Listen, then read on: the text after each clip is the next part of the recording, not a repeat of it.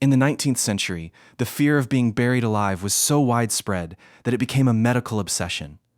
Doctors debated for decades about how to know, with absolute certainty, that a person was dead before putting them in the ground. Because the border between death and a deep enough coma was, before modern medicine, frighteningly easy to cross by mistake. People responded the only way the Victorian era knew how. They invented escape coffins. Coffins with bells attached to strings inside them. Coffins with breathing tubes. Coffins with little flags that could be raised from below. The industry was real. The patents were filed. The fear was that rational. It turns out the fear knew something. This is the story of what actually happens, minute by minute, inside a sealed space 6 feet underground to the human body and the human mind. Minute zero. The dark. You wake up, and it is completely dark. Not dim. Not the dark of a room with curtains closed. An absolute, total, physical darkness, the kind human beings are not wired for, the kind the brain interprets not as absence of light, but as something actively wrong. Every instinct in your nervous system fires at once. You move. Your hand hits something 6 inches above your face. You push. It doesn't move. You turn your head left. Something is right there. You turn right. The same. Your elbows can barely extend before they hit solid resistance. Your feet find a wall. You are in a box. You don't understand how. You were somewhere else, and then you weren't, and now you're in a box, and the box is underground, and the darkness is absolute. You try to speak. The sound that comes out is absorbed immediately by the padded walls with almost no echo. That detail, the absence of reverberation, the way sound dies in the small sealed space, is one of the sensory details reported across different accounts of near burial and confined space experiences. It tells your brain something before your brain is ready to hear it. This space is very, very small. Sound has nowhere to go. This is where the biology diverges from the movies, and where the real story of being buried alive begins. Because the movies almost always get this wrong. They show people clawing the lid, breaking through, digging upward through 6 feet of loose Hollywood soil, emerging gasping into the night air. They make it a test of will, a physical challenge, a survivable ordeal if you're determined enough. They don't show what the box is actually doing to your body the moment you start fighting it. Minute 1.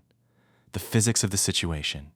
Your body weighs, let's say, 75 kilograms. The soil above a standard burial site, 6 feet of it, weighs something closer to 2 tons per cubic yard, roughly the weight of a small car sitting directly above you. The lid of the coffin is not reinforced against upward force. It's designed to be lowered, not breached from inside. In a standard wooden coffin, the lid will flex slightly when you push on it, which feels, in the dark, like the beginning of possibility. It is not. What you're feeling is structural flex, not structural failure. Breaking through would require sustained force from a position where you have almost no leverage, lying flat, arms barely extended, with your own weight working against you and 2 tons of earth above working against you from the other side. The air in this coffin holds roughly 820 litres of breathable space once your body volume is subtracted. Of that, about 164 litres is oxygen, the usable fifth. You consume oxygen at roughly half a litre per minute at rest. The math at rest is almost 5.5 hours. The math when you are panicking is not 5.5 hours. When you panic, your heart rate climbs, your muscles demand more oxygen, your breathing accelerates, your oxygen consumption doubles, triples, quadruples. The 5.5 hour equation collapses to something closer to 90 minutes, or 60, or less. Every second of panic is a direct subtraction from the total.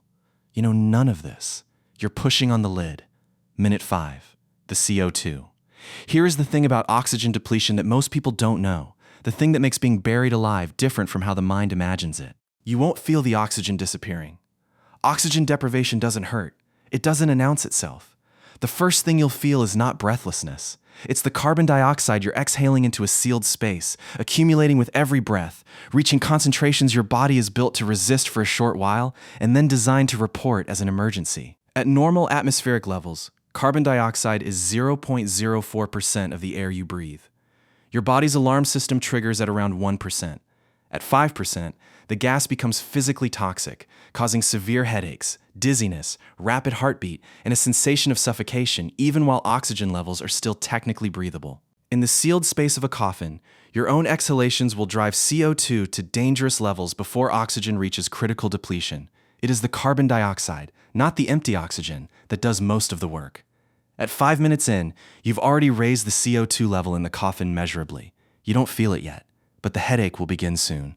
Minute 15, the attempt. 15 minutes in, the panic has not subsided. The physical reality of the box, the absolute darkness, the smell of soil and wood, the temperature, which is lower than it should be, all of it is pressing on a nervous system that was built over millions of years to respond to exactly this kind of threat with everything it has. You've tried the lid. You've tried the sides. You've tried turning over, which is barely possible in the confined space, to push upward with your back. Nothing moves. Nothing gives. The darkness is still absolute. Your fingers are bleeding. You can't tell how badly in the dark.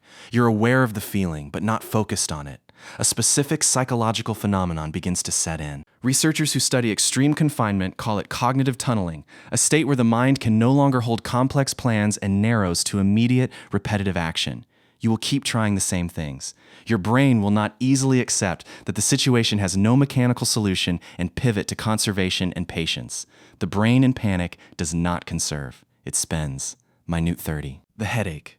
30 minutes in, the headache arrives.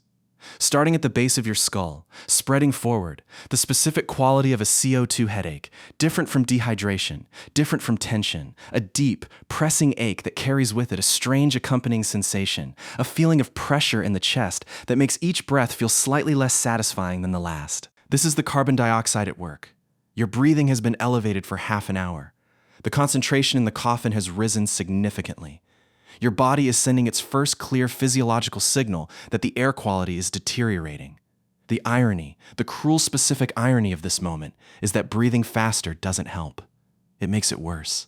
More breaths per minute means more CO2 exhaled into the sealed space per minute, which accelerates the deterioration. The correct response, physiologically, is to breathe as slowly and shallowly as possible, to treat the available air like a resource being rationed.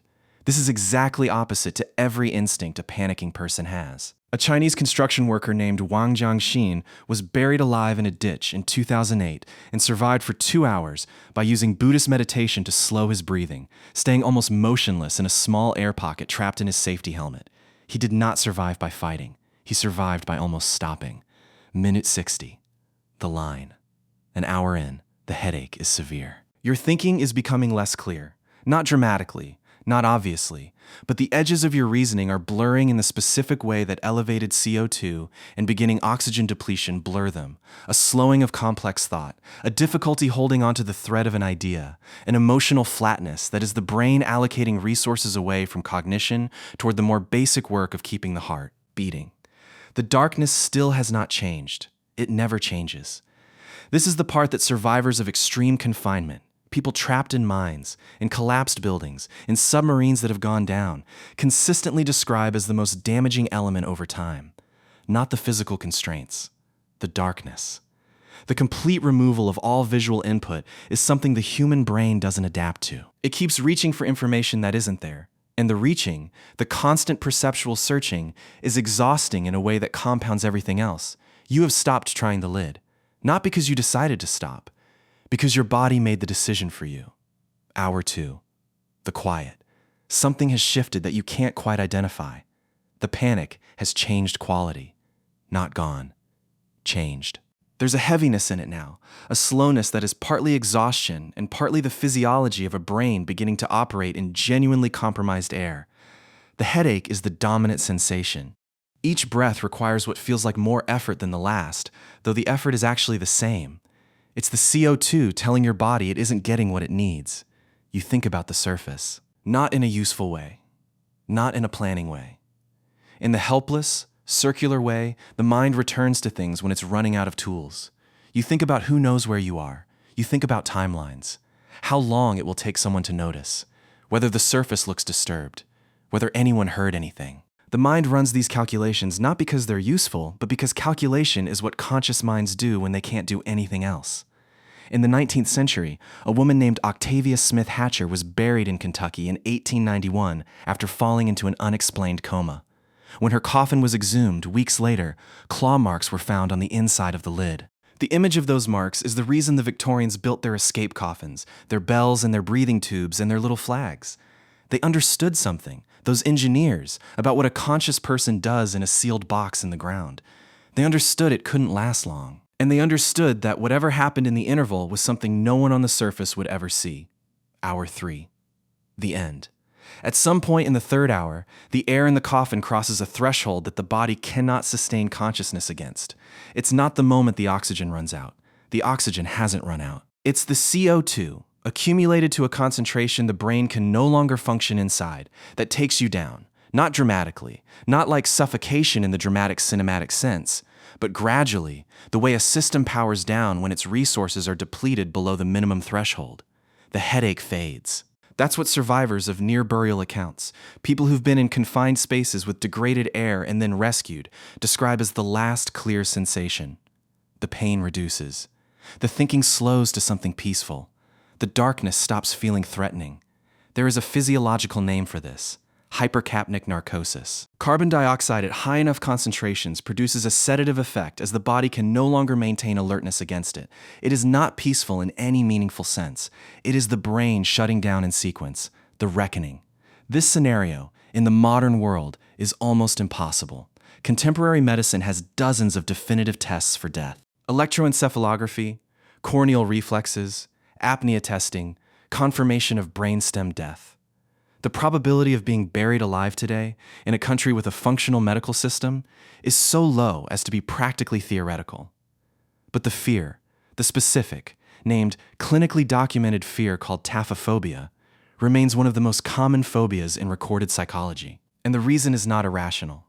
The reason is that the body understands, at some primal level, what the brain only sometimes articulates. That there is a scenario where the most fundamental promise of human consciousness, that you will be known to be alive while you are alive, could be broken. The Victorians built bells for this. The engineers filed patents. The fear drove them to invention. We have better tests now, but the bells made a kind of sense.